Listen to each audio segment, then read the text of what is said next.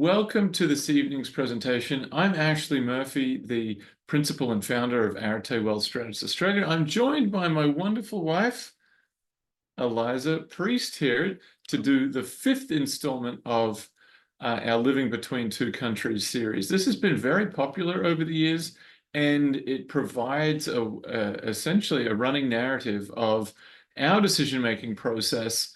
And I think that's of particular interest to folks for probably a couple of reasons.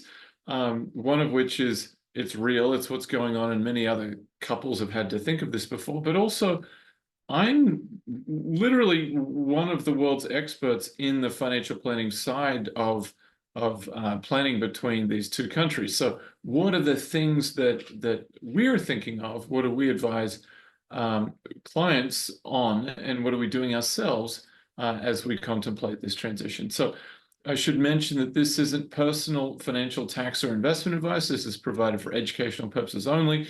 If you are in need of professional advice, then I would encourage you to contact an appropriate cross-border financial professional who can help.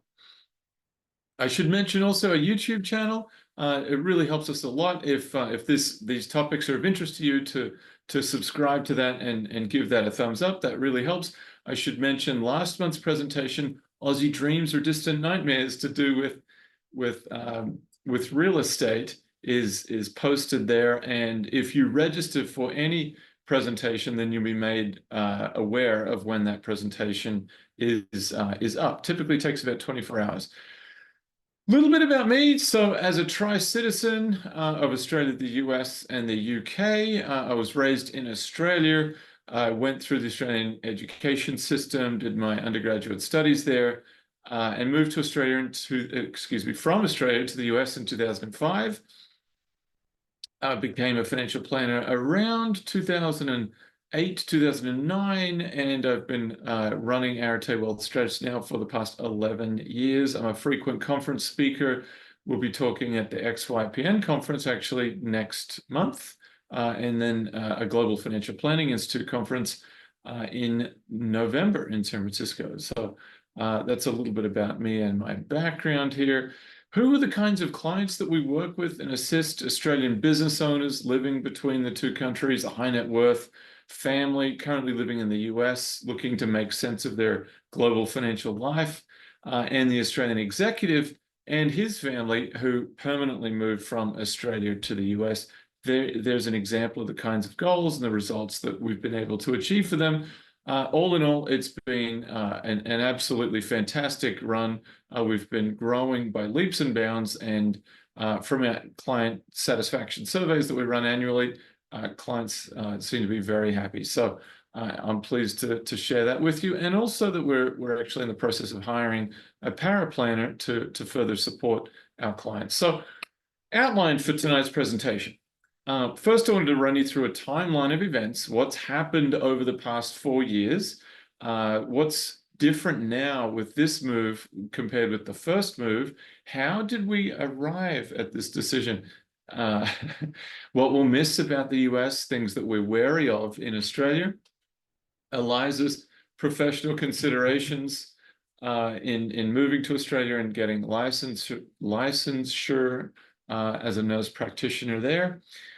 Immigration considerations. Again, this is something that really only affects Eliza, given that me and the girls are dual citizens, so we don't have to worry about that so much. Planning and logistics of the move, shipping considerations, tax residency and tax impact, some financial planning opportunities and things worthy of being mentioned here, and managing businesses across borders and what we'll do differently. These are notes from what we mentioned last time. So now we have an opportunity to learn from our mistakes from the first go around. With that said, let us share with you the big decision that we've arrived at. So do you want to do this slide? Sure. So we're going to go back to Australia in January. And the reason for that is because the Australian school year starts at the end of January. We're very connected here in the US as well for professional reasons and family and friend reasons. And we are going to spend the Christmas holidays and New Year's here, which is the summer break in Australia, and then come once during the winter Australian break, which is summer here. And that's the decision. That's the plan. So we're moving back to Australia, folks. So the timeline of events, just to familiarize you with what's happened over the past 4 years. So it was July of 2020. I was on a mountain biking trip with some fellow financial advisors when Liza called out of the blue and she said, "What if we moved to Australia at this time, given COVID? Kids probably are not going to be going back to in-person instruction. Now would be a great time, given that they're 3 and 5." And so we worked very hard over the next 6 months and moved in January of 2021, went through quarantine, and then rented a house, the same house we stayed in for the next 2.5 years, which is currently on the market, by the way, which is a mighty coincidence, but we're not looking to move back into that house. We love the neighborhood, but just not the house so much. So from February 2021 until December 2021, we could not leave the state of Queensland without going back into quarantine for another 2 weeks. And we got over that after our first experience. So then by mid-2022, we came back to visit the US. We were here for the summer, then visited again at the end of that year into the beginning of 2023. As we contemplated the move back, we thought we would buy a block of land and design a home and really try and make the most of what was planned to be a permanent move, a permanent move back to the US. And so with the help of Liza's family and also some real estate professionals that we had relationships with, we bought that block of land. A month later, we returned back to the US. School started for the girls. We were going through a design process with the architect and that whole firm. But it wasn't until December that we decided against this. It was running over budget, which is what everyone under the sun would tell us would happen. And the shock, it did happen. And it's kind of funny, actually. Just a quick aside. It's so peculiar to me that when a financial advisor, someone steeped in numbers and budgets, says, "This is our maximum budget," and then it comes in significantly over that, I don't know what they expected, that we would materialize the difference, but that didn't happen. So it was in just actually, sorry, a couple of months ago, we went back to Australia for about a 7-week trip, and in the middle of that trip, Liza said, Well, this wasn't like a shocker. What we had been thinking, actually, I don't think so. We'd been thinking all year about, was it the right move? And Missed Australia had been thinking quite a bit about it. And it's not an easy decision by any stretch of the imagination. But, it just feels like that's sort of where we'd all rather be. So we thought maybe we should just come back. And so we're now 2 months into that process, and that's what we'll talk about more in the rest of the presentation. So the proposal here is by January 20th, we'll be back in Brisbane, and then I've got 3 trips planned for next year. So a minimum of 2 trips per year to visit family and friends. By the way, folks, happy to entertain questions, but because of the Zoom interface, you have to write them in the chat. I can't actually see them if you put them in the Q&A. So someone's got a Q&A, and I have to close the presentation, open that up again. Yay for Katrina, you just made the same decision. That's exciting, good for you. So differences to this first move that we made. The move to Australia originally was always temporary back in COVID times. So we remained US tax residents, given our primary ties to the US. We still had a dog. We had our primary residence there. Businesses in the US, employees in the US, all our facts and circumstances really tied us back to the US. We were renting. I actually went through this in detail in the prior presentations where I talked about the pros and cons of renting versus buying. Looked to be about a wash. There was no way of predicting that there would have been this massive run-up in real estate prices over the time that we were there. And Liza was able to stay. This is very few people have remarked upon this, but as a non-citizen, she was able to stay for 2.5 years due to a COVID visa exemption. So that would never normally be possible, but that's what happened. So what's different this time around, this is a permanent move. We're going to become Australian tax residents really from as soon as we get there, given certainly my dual citizenship status, but also the fact that we've sold our home here, we've tied up our loose ends, and it's very clear that this is our intention to be domiciled, is the term of art that's used, domiciled in Australia. If we find the right place before we move, there's a small chance that we might buy somewhere. But more than likely, we'll look at renting really to be in catchment area for the girls' schools. So that's what we have. Oh, and Liza's immigration status. So she'll be applying as a permanent resident in Australia, and she'll talk more about that with a slide coming up. Okay, so how did we arrive at this decision? Liza, do you want to Sure. run through this? Well, I mean, it's always been a possibility, right? We are sort of a dual national, whatever you call it, binational family. So we've always had connections in both places. But we hadn't lived there for more than 6 months before. And so when we went as a family for a little over 2.5 years, I think we all four of us got a real taste of what life is like there and made some deep connections. And there's all sorts of things. There's the political climate, there's the social climate, there's the extreme winter here, or the extreme summers there. There's a lot of things that go into it, and I think it's very personal, and you just have to really feel your way through. But that's, we sort of thought, we have a lot of reasons to be here, but we all kind of felt really pulled to go back. So yeah.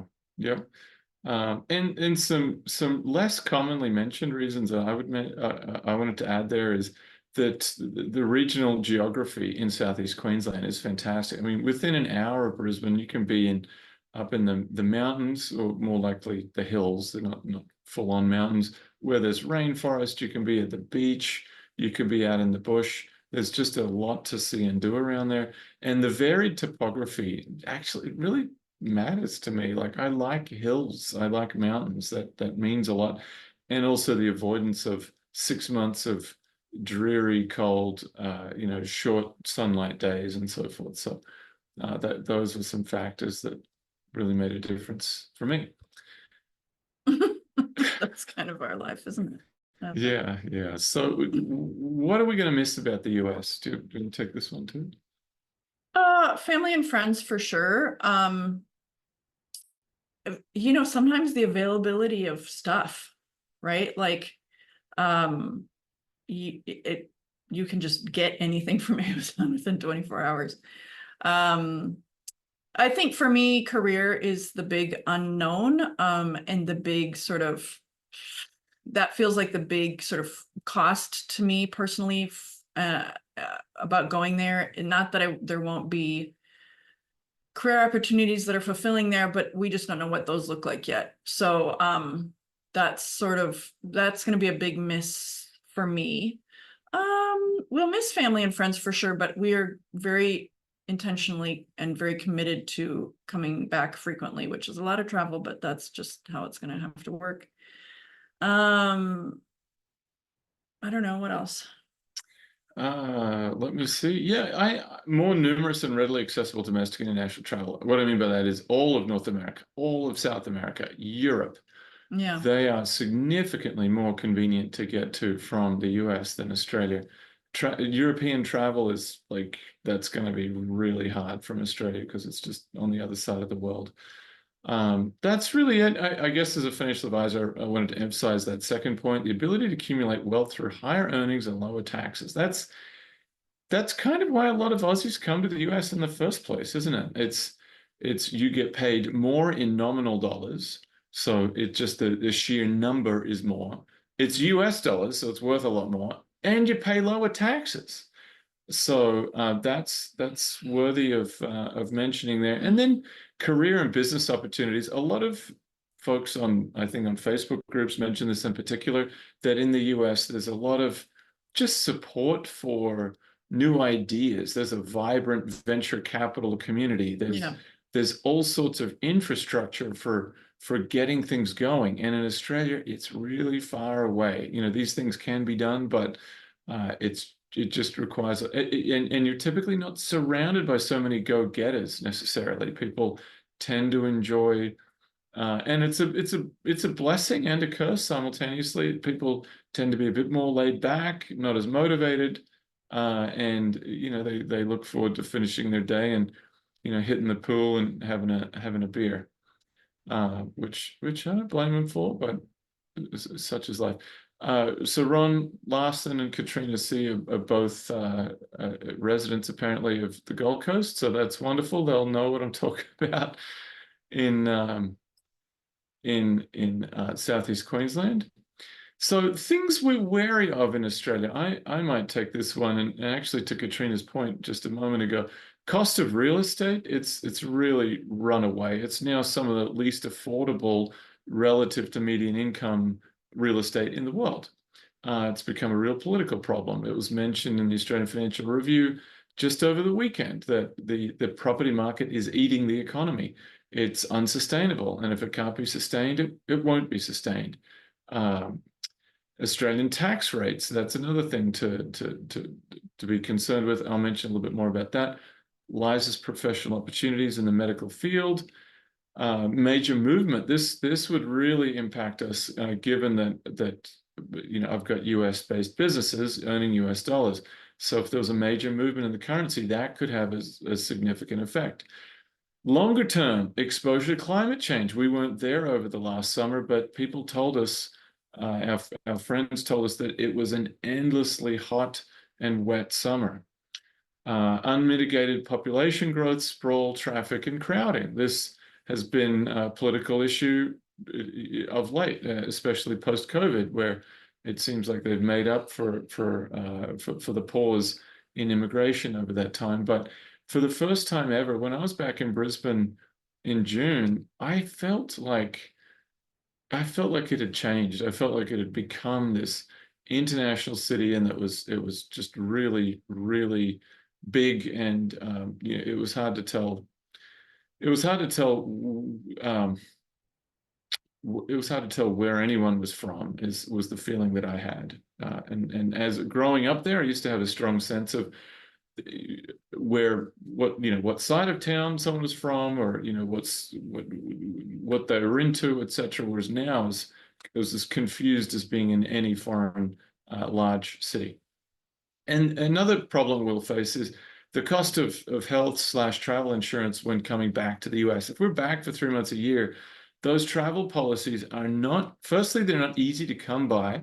And secondly, the coverage is negligible. So our primary healthcare will still be in Australia, but we have to be concerned with accidents happening while we're in the US. And last we looked at that, it was running about $1,000 a month US, which is no different actually to what a health insurance here is currently anyway, but that will be a shock, I think, when coming back. A couple chats have come in. What else do we have here? Ron's in San Diego. Broad Beach is lovely. And oh, I thought you were referring to, yeah, okay. Melbourne out there. Hi, Helen. Let's keep moving here. So Liza's professional considerations. So I'm a nurse practitioner in the US, and nursing licensure, you know, transfers pretty easily. Like the process isn't easy, but you know, nursing qualifications between our two countries, at least, if you go through all the rigmarole of having it transferred, eventually does transfer. Nurse practitioners are not as prevalent in Australia. They do exist. They do have in some states, including Queensland, an independent license. They do have you know, a different role as a nurse, but I think not as developed a role, and certainly not as independent a role as in the US, where Canada and Britain are more on par with the US. So that's that, I will go through the long process of getting my nursing licenses transferred over. I think I will be able to be a nurse practitioner there. But whether the role and the jobs that are offered is really something I'm interested in is yet to be seen. And so that's kind of where that unknown is. What did you say? You said there were 12 or so, I think, nurse practitioner specialties in the US, and there's like 3 or 4 in Australia. Is that right? No, I think there's more like 30 in the US and maybe 10 in Australia. Okay, but 1/3, the ratio is right, at least, Yeah. if the numbers were. Okay, so what else do we have here? So immigration, this will be the last slide that Liza will be joining us for. But well, for me and the girls, it's pretty straightforward because we're dual citizens, so it doesn't really come into it. But for Liza, we looked at 2 different angles, and that is we might be able to get Liza in on a skilled visa, which is essentially free, but the timing actually, Is it free? I think it was very inexpensive. I thought it was, yeah. So nurse practitioner, there's a long list of the types of professionals they're trying to attract, and nurses and nurse practitioners are both on there. However, with our timeline, that wasn't going to work out. We really do want to be there in January, so the kids can start school with their colleagues. And also there was some question around, how fast and how secure a route that is to permanent citizenship and then citizenship. In terms of like the spousal visa is a very straightforward, secure route to making sure that I get the same passports as the kids as fast as possible, which just builds in us level of security in terms of being able to be connected to each other should anything happen. So very important. Well, you may need to tend to other things at the moment. We have 2 small children who need to go to bed. So with that, thank you so much for your presence. Sure. Appreciate your input. So let me carry on here then. So that was my lovely wife, and now you've heard from my better half on this big decision. So, all right, move planning. What else have we looked at here?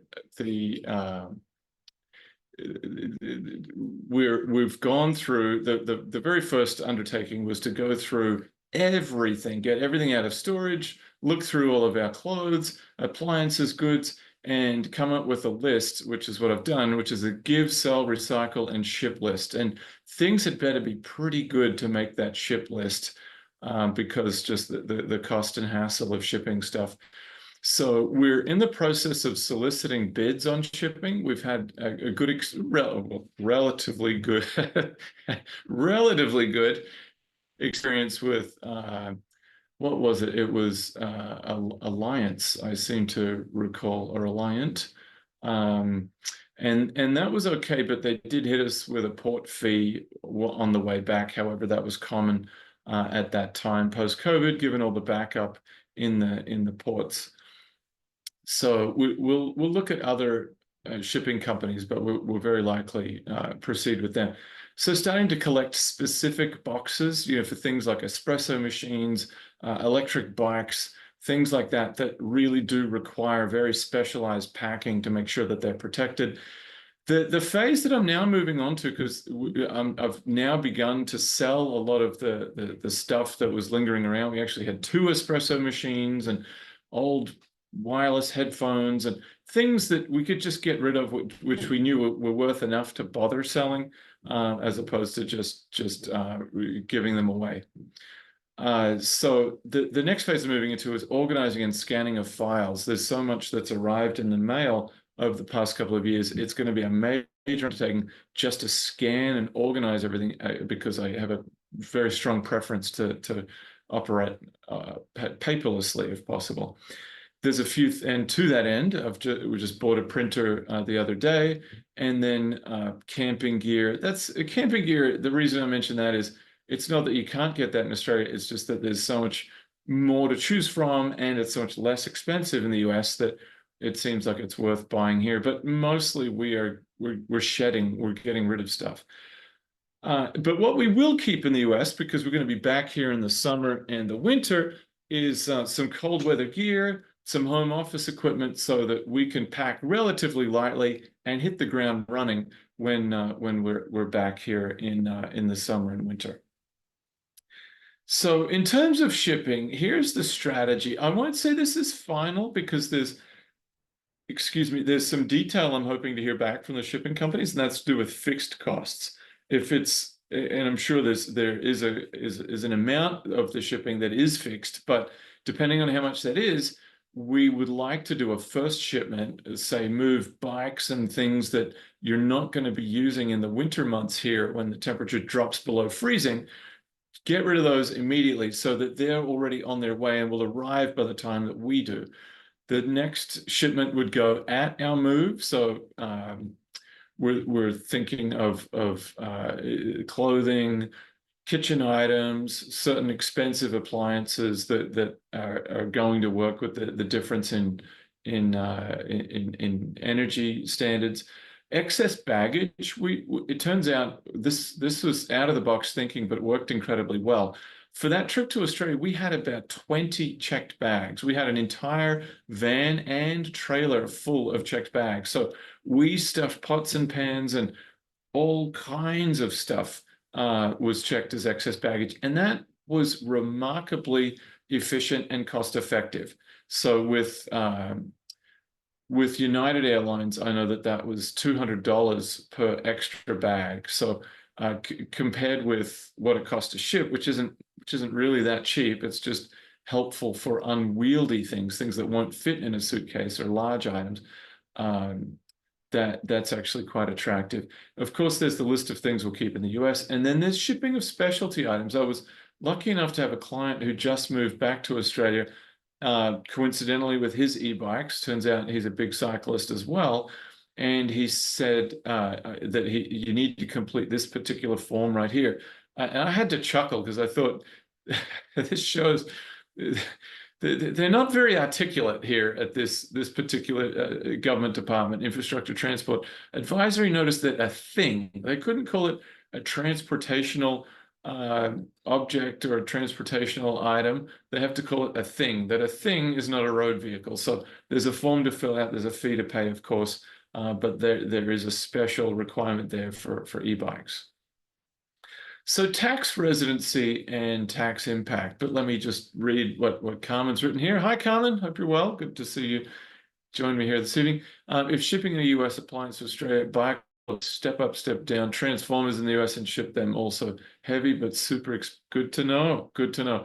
We're actually researching the particular items. So we're thinking of slow cookers and food processors and things like that, and then looking at their voltage and ampage and see if they have inbuilt transformers that can help with that. I think our decision rule, just on that point, Carmen, our decision rule has been anything that requires a transformer is not coming.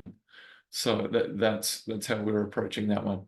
But different to the first time we moved, we're going to be Australian tax residents really upon arriving. And the thing to note about Australian tax brackets versus US tax brackets is they're higher rates to start with. They start earlier, and there's no filing status, meaning we're a married filing joint filing status here. And as you can see on the graph or the table that I'm looking at, you need to make almost $750,000 before you're in the marginal bracket, which if we converted that to Australian dollars would be over $1 million Australian dollars before you hit a 37% bracket. In Australia currently, you only need to make $190,000 or the equivalent of about 130,000 US dollars before you're in the highest marginal bracket. So quite a substantial difference. So for the sake of easy numbers, this is not necessarily my financials here. I chose this number because it's an easy rounding number given the current exchange rate. Let's say you were a breadwinner type couple, so one spouse makes almost all of the income, then you make about 300,000 US dollars or 450,000 Australian. Well, in the US, this is just a super simple tax calculator I used here. you're looking at paying about 70-ish thousand, a little over $70,000 in taxes in the US. You compare that to Australia, and the tax bite is more like 115,000 US dollars. And when you compare that in Australian dollars, not to get confusing with the currencies here, but you're talking about a $64,000 difference on the same income. Let me just take a moment to look at, oh, hi, Eric Van Riet, good to see you here. Saw your emails just a moment ago, but I think you'll understand why I've been busy attending here. It's 240 volt here. You can buy a bunch of stuff here on Facebook. That's what I thought, Katrina. That's been exactly our thinking. We decided to sell appliances in the US and buy new in Australia. Yep, exactly the same as what we're thinking, except for the big ticket items, like the small but valuable. We've got a nice espresso machine. It cost me about $1,400 last year. It's actually relatively small. That's coming with me because that'd be $2,000 or more in Australia to replace that. We used IKEA bags to put in low priority things to ship. Okay, then took inventory of each bag and numbered them, stored up. That's what we did last time as well. We had an inventory of what was in each bag that we use for excess shipping. Every time we or someone flies over, they take a bag and we pay the extra bag fee. Over 2 years, we've got about 12 bags moved this way for a moderate expense. We haven't decided to do that staged approach, Ron. We just got a van and a trailer and did it all in one, and we had all of our stuff with us. But it's interesting to hear how different people are approaching the same situation, because there's really no right or wrong way, and everyone's circumstances really are a bit different here. Financial planning opportunities that I identify in my moves. So this is entirely applicable to me and not to anyone else here. Like I said at the outset with the disclosure, this is not personal tax advice. This is just said for educational purposes. So the opportunity to dispose of highly appreciated US assets upon arrival and avoid Australian capital gains tax rates, which are half of your marginal rate, and Minnesota state tax. So Minnesota has a combination physical presence domicile residency test. So we are absolutely no longer going to be Minnesota state residents. So that eliminates about 9% tax right there from Minnesota, and leaving us just with the US federal tax. Because remember, the way that this works is your assets get stepped up by the ATO. They get stepped up to the fair market value on the date that you arrive. So if you have low basis assets, you probably want to sell them pretty quickly once you get to Australia, because if the gain isn't too large, which might push you into a 20 and ultimately 23.8% federal capital gains bracket, then you will stay at around that 15%, which is very, very likely better than what you're going to do in Australia for a gain of a moderate amount. Katrina writes, make sure your espresso machine can take two. I will, believe me, I will check that, because that will be a waste of an espresso machine if that blows up. So another one is Australian Family Trust. This one is really to be done carefully, because when you create a trust in Australia, that can create additional problems for you on the US side. So I hope you can join us next month for the presentation I have with Renuka Summers, who's one of the only, if not the only, cross-border estate planner. She's the principal of Summer Tax Law out of New York, and she'll be joining us to talk about how to structure your estate to be tax smart if you have an Australian estate and US beneficiaries, how to do that without writing an unnecessary tip to the ATO.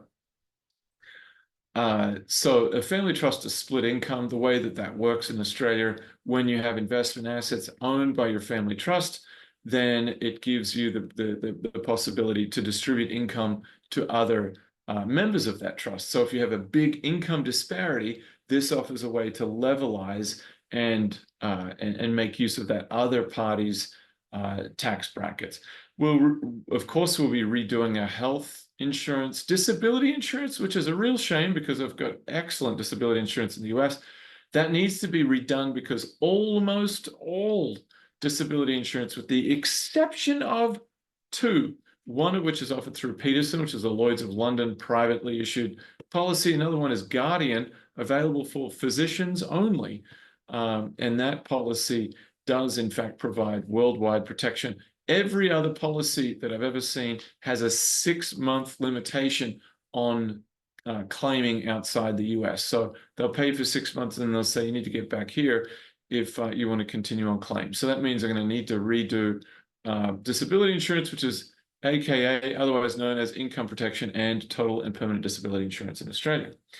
And also need to make modifications to the will and trust as we accumulate assets and buy things in Australia, and make sure that we have guardianship provisions, because that is people often aren't aware of that. That could be a nightmare scenario if in our US will it states my brother-in-law who lives down the road from us here in Minneapolis, if they're the guardians, the Australian immigration authorities are going to be mighty suspicious if these folks show up without Australian legal documents to say that they're taking these children out of the country in the unlikely and unfortunate event of Eliza and I's premature demise.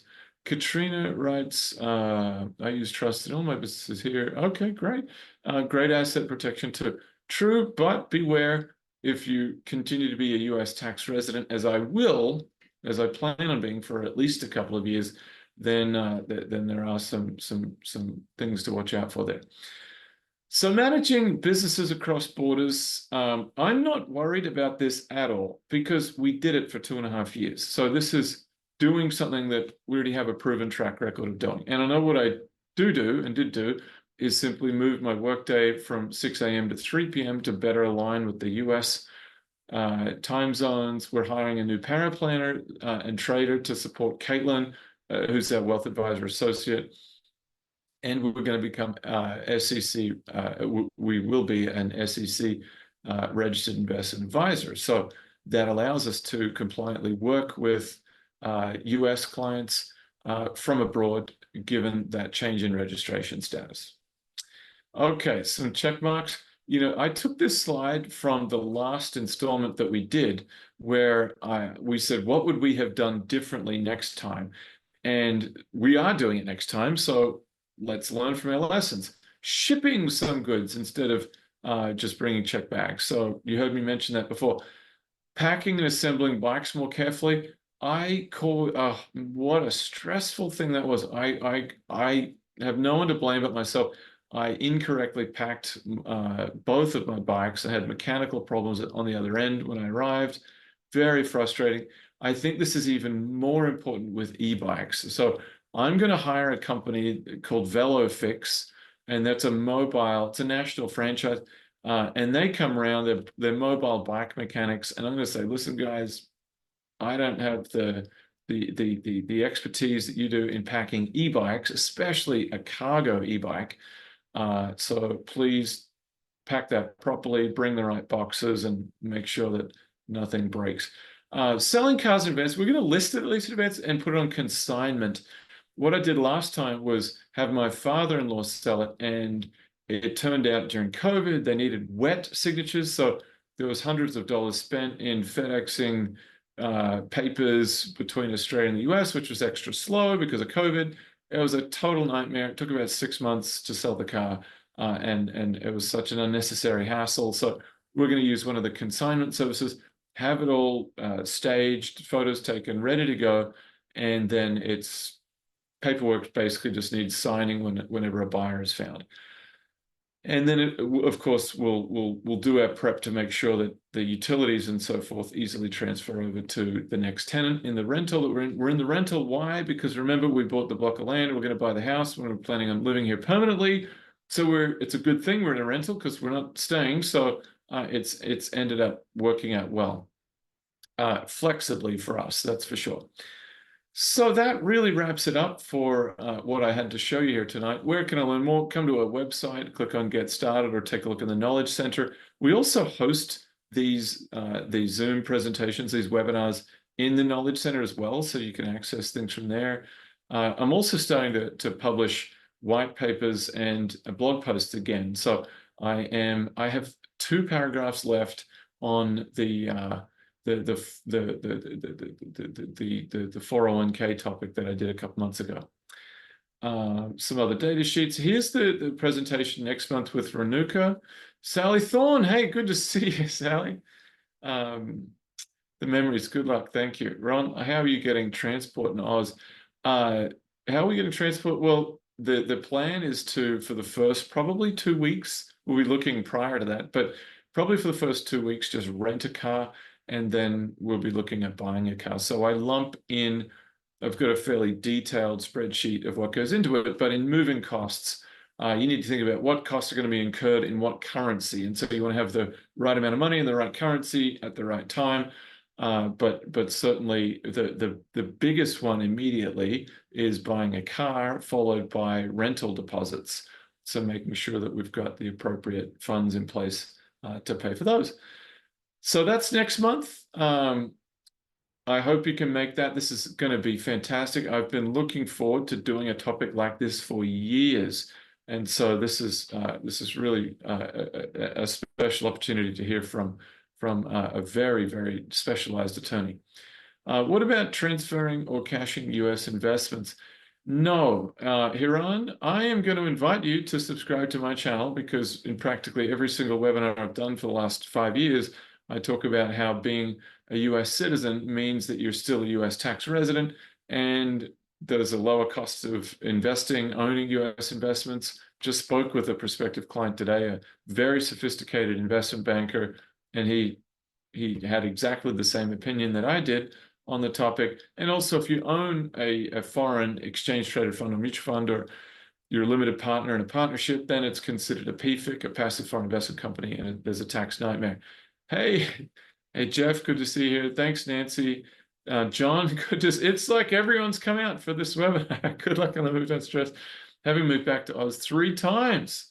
It's all fine. That's good to know. Debbie, can you do a follow-up of immigration issues for Australian wife getting American husband into Australia? You know, we might do that, Debbie. I won't say yes yet, because I think probably 6 months from now, it'd be good to do a follow-up and say, how do we go? What were the unexpected snags that we encountered? Andrew, I have no idea, but what does a family of 4 shipping cost for household? We're budgeting 8 to 10 grand. That's what we're thinking. I mean, it's a little bit like, how long is a piece of string, right? Like how much stuff are we bringing? We're not bringing that much stuff, actually. Katrina, I don't like car sales. They make you log in and they track your information all over the web just to see their car prices. But I may need to succumb, but I hate that anti-privacy policy that they have. That's the worst I've ever seen anywhere in the world. And I think we need to call them out for that. Thanks, Andrew. You're welcome. Simon, question. I'm currently in Australia for a few months, contemplating the same thing. A few webinars ago, I asked about surrendering my green card and being able to take my 401k out, and you advised I didn't advise. Remember, this is not personal advice.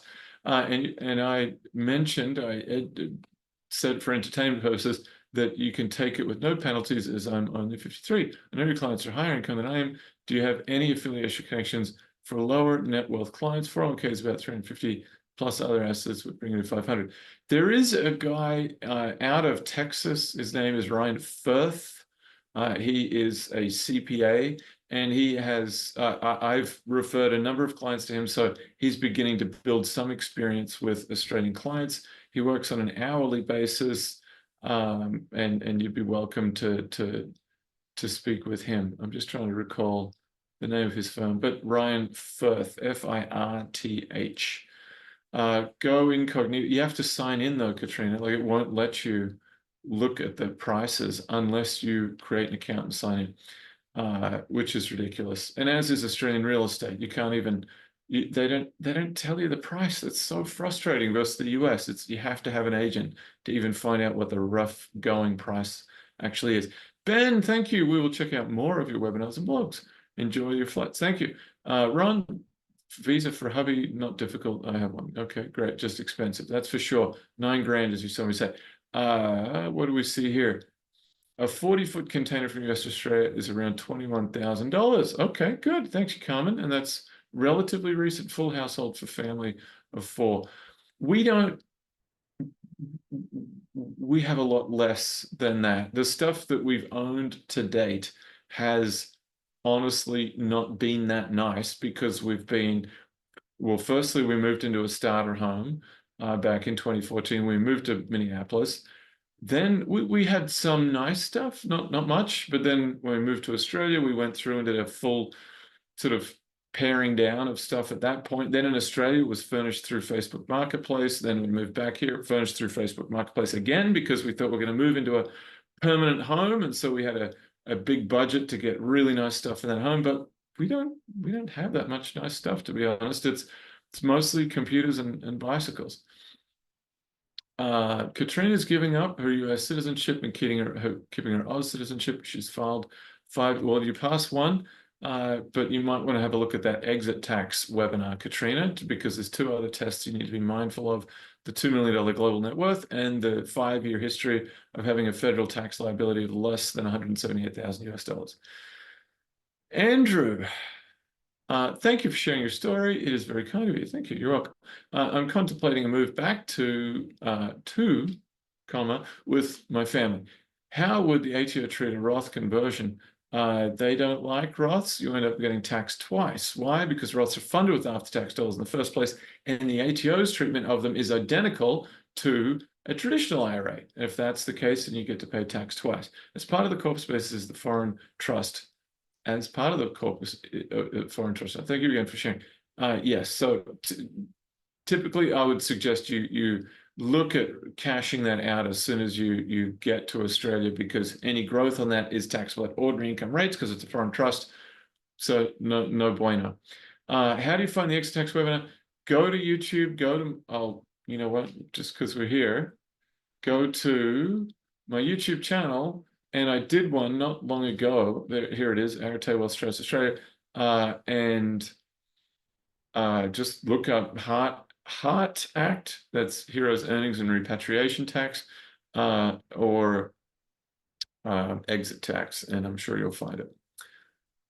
Virginia, you're most welcome. Thank you for coming. I think that's a wrap. There was 2 in the Q&A that I can now look at, because I can bring my screen down and hopefully see them. What is the reason? Oh, Nancy asked, what's the reason to move back to Australia? Well, that was addressed in that slide that you saw. We will have to do a camping trip. Now I don't believe you do camping, Andrew. I believe you do glamping, because that's one fine vehicle you have. Anyhow, thank you so much, everyone. I hope you can join me next month. And please, a favor, if I may, out there, if you meet someone who happens to have the sort of circumstances that you saw that we help folks with, please don't keep me a secret. I'd love for you to help me get the word out. Much appreciated. Have a wonderful rest of your day or evening. Thanks so much. Bye, guys.